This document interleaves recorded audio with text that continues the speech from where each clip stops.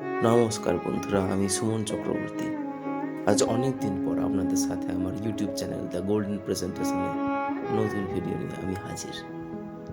শ্রদ্ধেয় সুধীবৃন্দ এবং আমার প্রিয় বন্ধুরা, আজ 25শে বৈশাখ, আমাদের প্রাণের কবি বিশ্বকবি রবীন্দ্রনাথ ঠাকুরের 165তম জন্মজয়ন্তী। 1861 সালের ঠিক এই দিনে অর্থাৎ 9ই মে কলকাতার জোড়াসাঁকো ঠাকুর বাড়িতে তার জন্ম হয়।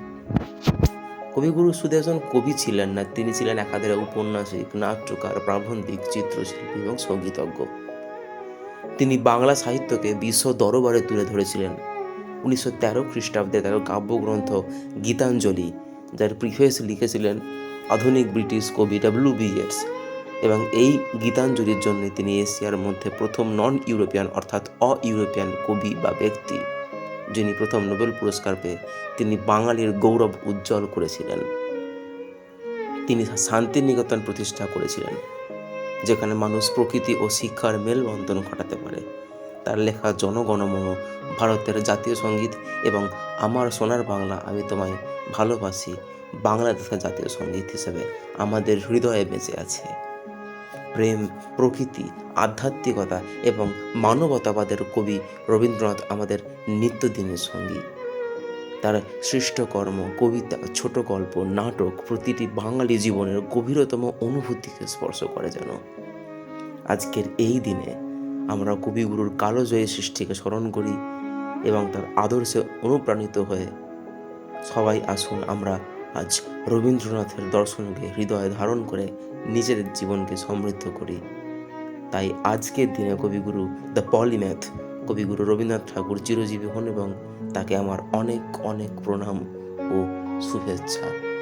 তিনি যেন আমাদের জীবনের এক দর্শন, এক প্রতিবিম্ব, এক আশার আলো, এক চিরনতুন দিনের সঙ্গী। তাই আমার আজকের নিবেদন তারই একটি বিখ্যাত কবি সোনার তরী বা ইংরেজিতে দ্য গোল্ডেন বোট। ইংরাজি ট্রান্সলেশনে আমি সুমন চক্রবর্তী এবং এর বাংলা আবৃত্তি করেছেন সঞ্জয় ঘোষাল। বলে রাখা ভালো, তিনি আমার সম্পর্কে বড় মামা। তো শুরু করছি দ্য গোল্ডেন বোট বা সোনার তরী। রবীন্দ্রনাথ ঠাকুরের সোনার তরী কবিতাটি একটি রূপকধর্মী কবিতা, একটি রূপকধর্মী সৃষ্টি, যেখানে মহাকাল বা সময়ের স্রোতে মানুষের কর্মের ফসল অর্থাৎ সৃষ্টিটিকে থাকলেও স্রষ্টা নিজে হারিয়ে যায়। খরস্রোতা নদীর তীরে একা কৃষক সোনার ধান জীবনের শ্রেষ্ঠ কাজ তুলে দেয় এক মাঝির নৌকায়, কিন্তু মাঝি কৃষককে রেখে শুধু ধান নিয়ে চলে যায়। এই কবিতায় শ্রম ও সৃষ্টির অমরত্ব এবং স্রষ্টার নশ্বরতার চিরন্তন সত্য ফুটে উঠেছে। কবিতাটির প্রেক্ষাপট একটি মেঘাচ্ছন্ন ও খরস্রোতা নদীর ধার, যেখানে এক ছোট্ট কৃষক একটি জমিতে সোনার ধান ফলিয়েছেন। নদী পারাপারের জন্য এটি তরী আসে, যেটি চালিয়ে আনেন এক অপরিচিত মাঝি।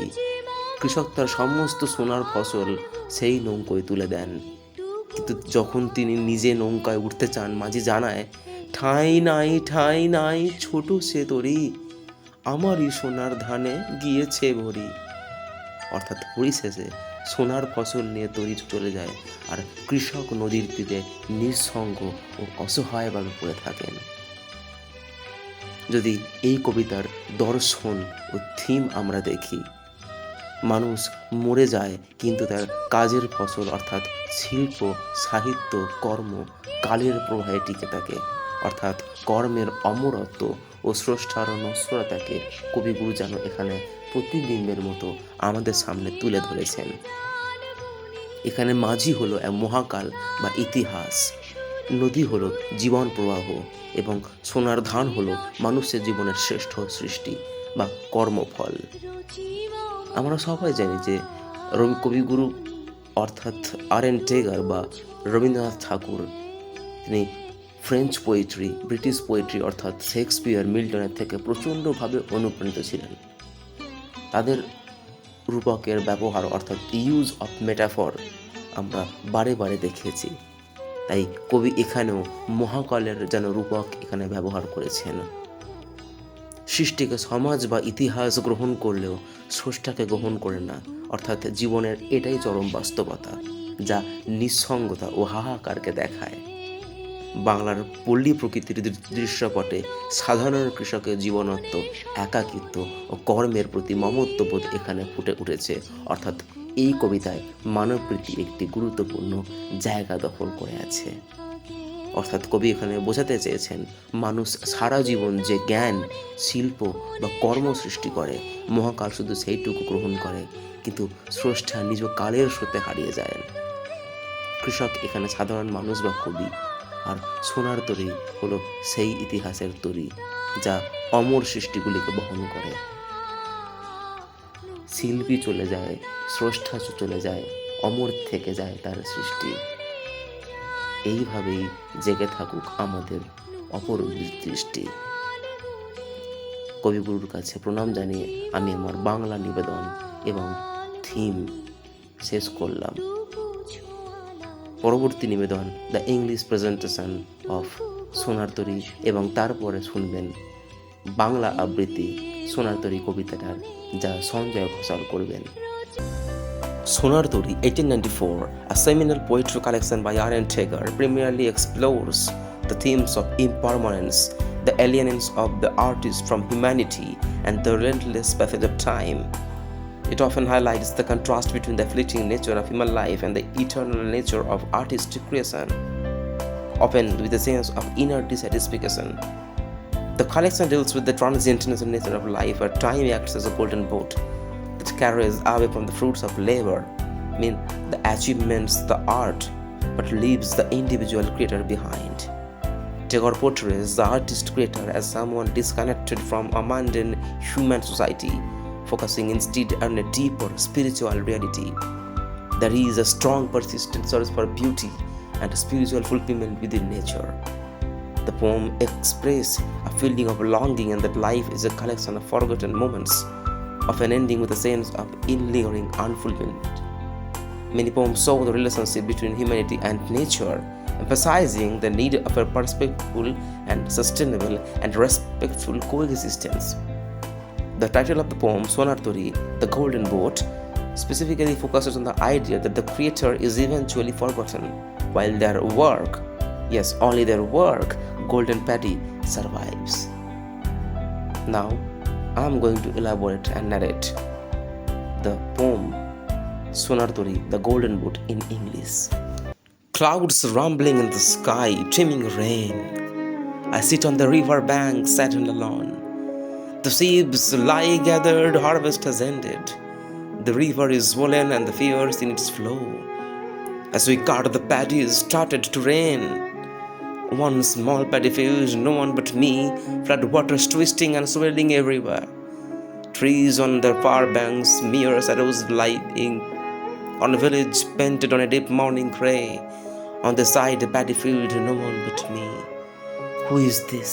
Straying close to the shore, singing, I feel that there is someone I know. The sails are filled wide. She gazes ahead, waves break helplessly against the boat each side. I watch and feel I have seen her face before. Oh, to what foreign land do we sail? Come to the bank and moor your boat for a while. Go where you want to, give where you care to, but come to the bank a moment to show your smile. Take away my golden paddy when you sail. Take it, take as much as you can load. Is there more? No, none. I have put it abroad. My intense labor here by the river, I have parted with it all, layer upon layer. Now take me as well. Be kind to take me abroad. No room, the boat is too small. Loaded with my gold paddy, the boat is full. Across the rain, sky clouds heave to and fro. On the bare river bank, I remain alone. What had gone, the golden boat to call. This is the English narration of The Golden Boat by R.N. Tagore. পরবর্তী নিবেদন বাংলায় কবিতা আবৃত্তি, যেটা করবেন সঞ্জয় ঘোষাল।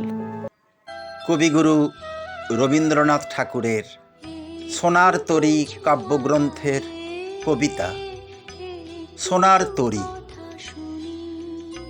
গগনে গরজে মেঘ, ঘন বরষা, কুলে একা বসে আছি, নাহি ভরসা। রাশি রাশি ভাড়া ভাড়া, ধান কাটা হলো সারা। ভরা নদী খুঁড়ো ধারা, খর পরশা। কাটিতে কাটিতে ধান এলো বরষা। একখানি ছোট ক্ষেত, আমি একেলা। চারিদিকে বাঁকা জল করিছে খেলা। পরপারে দেখি আঁকা, তরু ছায়া মশি মাখা। গ্রামখানি মেঘে ঢাকা, প্রভাত বেলা। এপারেতে ছোট ক্ষেত, আমি একেলা। গান গেয়ে তরিবে কে আসে পারে, দেখে যেন মনে হয় চিনি উহারে। ভরা পালে চলে যায়, কোনো দিকে নাহি চায়। ঢেউগুলি নিরুপায় ভাঙে দুধারে, দেখে যেন মনে হয় চিনি উহারে। ওগো তুমি কোথা যাও, কোন বিদেশে?